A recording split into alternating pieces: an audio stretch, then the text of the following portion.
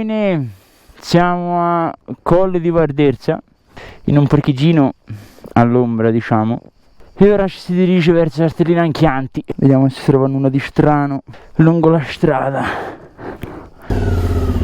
Panorami assurdi. Toscana, poi scusatemi, ma è tutto bello, poco da fare.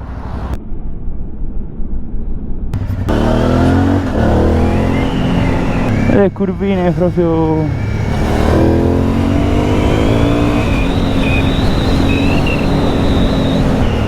ganza.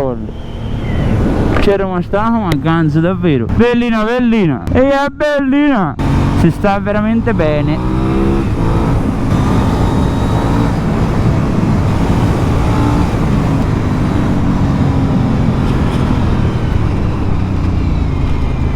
Poi chiedono a cosa serve il freno dietro. A non andare sui monti. Siamo a Poggi Punti, riaccendo sulle curve.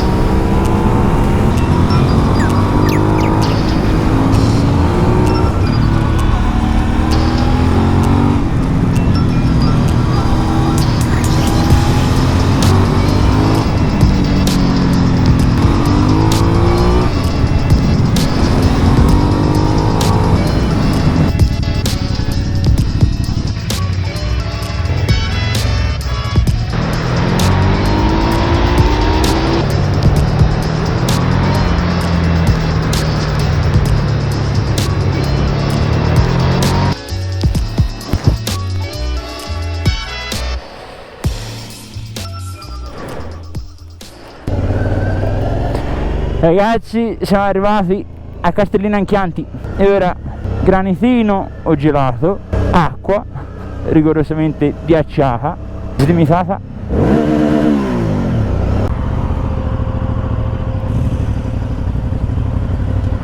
Ragazzi, si riparte dalla gelateria di Castellina dopo i pit stop, si riparte direzione casa. Che strada si fa per tornare a casa? È una bella domanda. Oh? Andiamo avanti.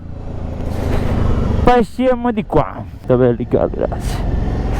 Fa scena.